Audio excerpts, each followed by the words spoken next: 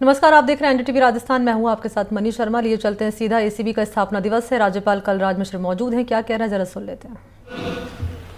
जो बिचौलियों के द्वारा सारी चीजों को खराब किया जाता था, खा जाया जाता था, वह समाप्त हुआ और सीधे डायरेक्ट बेनिफिट ट्रांसफर के माध्यम से आम आदमी के खाते में उसे संबंधित जो धन थे वो पहुंच गए। ये डिजिटल क्रांति का ही नतीजा है। जो जनधन खाता योजना खुली थी, इसी बात को ध्यान में रख करके खोला गया था, क्योंकि प्रधानमंत्री श्रीमान नरेंद्र मोदी जी के मन मस्तिष्क में ये बात सुनिश्चित थी कि आम आदमी के पास उसके लिए जो सहयोग राशि है सीधे पहुंचनी चाहिए, बिचौलिया उसमें आने नहीं चाहिए। ये किस माध्यम से हो सकता है?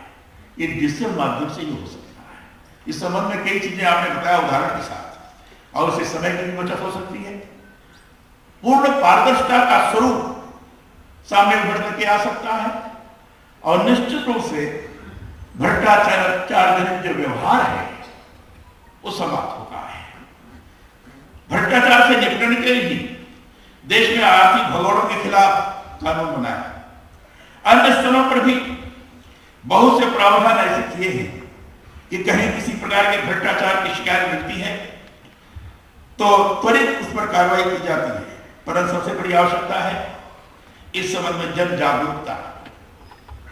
जब तक अवेयरनेस नहीं होगा, जागरूकता नहीं बढ़ेगी, इसका समापन बड़ा कठिन है। मैं चाहता हूं भ्रष्टाचार निरोधक ब्यूरो लोगों को इस बात के लिए निरंतर जागरूक करे कि कहीं कोई रिश्वत की मांग करता है या कहीं किसी प्रकार के भ्रष्टाचार का बड़ा खेल होता देखे तो उसकी सूचना दी जाए। ये सूचना पर त्वरित और प्रभावी कार्रवाई भी होनी चाहिए। भ्रष्टाचार से लड़ना हम सबकी साझा जिम्मेदारी है। लोक सेवा की उत्कृष्टता देश के नागरिकों को उत्तम सेवाएं प्रदान करना ही है। लोकतंत्र में लोग ही प्रमुख है। उनके लिए यदि अच्छा कार्य होता है तभी उस शासन को सुशासन कहा जा सकता है। इसलिए लोक सेवा अधिकारी को यह बात सदा ध्यान में रखनी चाहिए कि वह सुशासन के अंतर्गत लोगों की बेहतरी के लिए सदा कार्य करे। भारतीय संविधान में शासन के महत्व पर बहुत स्पष्ट रूप से उल्लेख किया गया है। मैंने अभी आप सभी को संविधान की उद्देश्यता और मूल कर्तव्यों का वाचन करवाया। इसके अंतर्गत ही संविधान की इन पंक्तियों को फिर से याद करें। भारत एक संप्रभु, समाजवादी, धर्मनिरपेक्ष एवं लोकतांत्रिक गणराज्य है। स्वाभाविक ही है कि इसमें लोकतंत्र, कानून के शासन और लोगों के कल्याण के लिए प्रतिबद्धता ही सबसे प्रमुख है। लोक सेवकों का यह कर्तव्य है कि जनता से जुड़े सभी कार्यों में ईमानदारी बनाए रखे। इसी से सरकारी प्रक्रिया में लोगों का विश्वास निरंतर बना रह सकता है। इसी से समतामूलक समाज के निर्माण को प्रभावी रूप में सुनिश्चित किया जा सकता है। बगैर किसी से कोई अपेक्षा जो दायित्व मिले उसे पूरे मनोयोग से कैसे करें, इसका मंत्र हमें भगवत गीता देती है। भगवत गीता पढ़ेंगे तो सुशासन, नेतृत्व, कर्तव्य परायणता और आत्मबल को बढ़ाने के साथ ईमानदारी से काम करने के बहुत से सूत्र भी आपको सहज ही मिल जाएंगे। इसे आधुनिक संदर्भों में देखेंगे और अनुभूत करेंगे तो भ्रष्टाचार से निपटने में भी बहुत कुछ नया हम पा सकते हैं। गीता में कहा गया है योग कर्मसु कौशलम, माने कोई भी कार्य पूर्ण कौशल से करना ही योग है। पूर्ण समर्पण का भाव रख करके काम करना, ईमानदारी के साथ जुट करके उसको सफल बनाने का प्रयास करना। अगर इस दिशा में आदमी बढ़ता जाए तो भ्रष्टाचार का तो स्वयं ही निर्मूलन होगा, आगे उभर नहीं सकता है, उसका समापन हो सकता है। भ्रष्टाचार के खिलाफ यह मंत्र बहुत कारगर है। कहीं किसी स्तर पर भ्रष्टाचार पाया जाता है तो प्रयास करें कि अपराधी किसी स्तर पर बचे नहीं। पुख्ता सबूत इस तरह से जुटाए जाए कि बाद में संदेह के लाभ में छूट नहीं जाए। मैंने प्राय अनुभव किया है कि ब्यूरो बहुत प्रयास से किसी को पकड़ता है, परंतु साक्ष्य के अभाव में अपराधी छूट जाते हैं। इस पर विशेष ध्यान देने की आवश्यकता है और फिर से भ्रष्टाचार में लिप्त हो जाते हैं। यह घटनाएं अक्सर काफी मात्रा में दिखाई पड़ती है।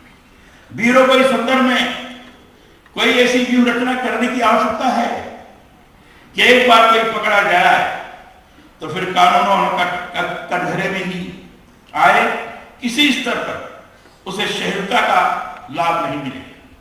सरदार पटेल लौह पुरुष थे। उन्होंने कभी कहा था कि हम ईश्वर से प्रार्थना करनी चाहिए, हमें ईश्वर से प्रार्थना करनी चाहिए कि आखिरी दम तक हम शुद्ध और निस्वार्थ भाव से जनता की सेवा करते रहे, ऐसी ताकत हमें मिले। स्वतंत्र भारत के प्रथम लोक सेवा सत्र को मेटकाफ हाउस दिल्ली में उन्होंने ही संबोधित किया था। उन्होंने तब लोक सेवकों को स्टील फ्रेम ऑफ इंडिया कहकर सम्मानित किया था। मैं भी ये मानता हूं कुल एक सेवा लोकतंत्र के सशक्त स्तंभ हैं। इस सेवा से शुद्ध आचरण के साथ उनके द्वारा भ्रष्टाचार रोके जाने की सबसे अधिक अपेक्षा होती है। परंतु जब लोक सेवा में एक भ्रष्टाचार देखता हूं तो दुख होता है। अभी फाइलों का जिक्र आया। मैं पिछली बार जब ISGS था उसे मैंने बोला था कि फाइलें लंबित होती रहती है, फाइलों का निपटारा जल्दी नहीं होता है। जब पता किया जाता है क्यों नहीं होता है तो पता लगता है कि सुविधा शुल्क चाहिए और सुविधा शुल्क प्राप्त होने के पश्चात ही उसका निपटारा होता है। इसका जिक्र थोड़ा बहुत हमारे श्रीमान मुख्य सचिव जी ने किया कि फाइलों का जितना जल्दी विस्तार होगा उतना जल्दी भ्रष्टाचार का निर्मूलन होगा और आगे का कार्य को प्रगति प्राप्त होगी। इसलिए इस पर विशेष ध्यान देने की आवश्यकता है। इसलिए सरदार वल्लभ भाई पटेल ने कहा प्रामाणिकता और ईमानदारी लोक सेवकों के लिए प्रेरणा प्रदान करने वाली होती है, आगे बढ़ने की दिशा निर्धारित करने वाली होती है। उसको लगातार जीवन में अपनाकर चलने की आवश्यकता होती है और तभी जाकर हम सशक्त समाज, सशक्त देश, सशक्त राष्ट्र को आगे कर सकते हैं और बढ़ा सकते हैं। याद रखिए, सरकारी अधिकारी या कर्मचारी के रूप में जब कोई सम्मिलित होता है तो आम जन को प्रतिबद्ध होकर सेवाएं देने का संकल्प भी उसमें जुड़ा होता है। जनता का विश्वास भी इसमें निश्चित होता है, निहित होता है। यह जब टूटता है तो वह अभी भ्रष्टाचार में ही आता है। सार्वजनिक सेवा में अपने पद का रुतबे का दुरुपयोग और अधिकारों के रूप में प्राप्त जानकारी का दुरुपयोग किया जाता है तो वह अभी भ्रष्ट आचरण में आएगा। सरकारी अधिकारी के रूप में प्रदत्त शक्तियों के ईमानदार या निष्पक्ष प्रयोग की लोक सेवकों से अपेक्षा की जाती है। परंतु यदि आप अपनी प्रदत्त शक्तियों को अपने हित में उपयोग कर उससे कोई लाभ अर्जित करते हैं तो अभी भ्रष्टाचार का ही एक रूप होता है। भ्रष्टाचार निरोधक ब्यूरो की भ्रष्टाचार रोकने में महती भूमिका है।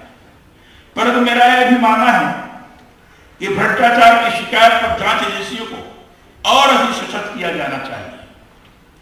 इससे भी बड़ी बात यह भी है कि जांच में पारदर्शिता रहे, इसे भी सभी स्तरों पर सुनिश्चित किया जाए। भ्रष्टाचार विरोधी कानून बनाने, उन्हें व्यवहार में लाने और उनके प्रवर्तक के बीच के अंतराल को कम किया जाना चाहिए।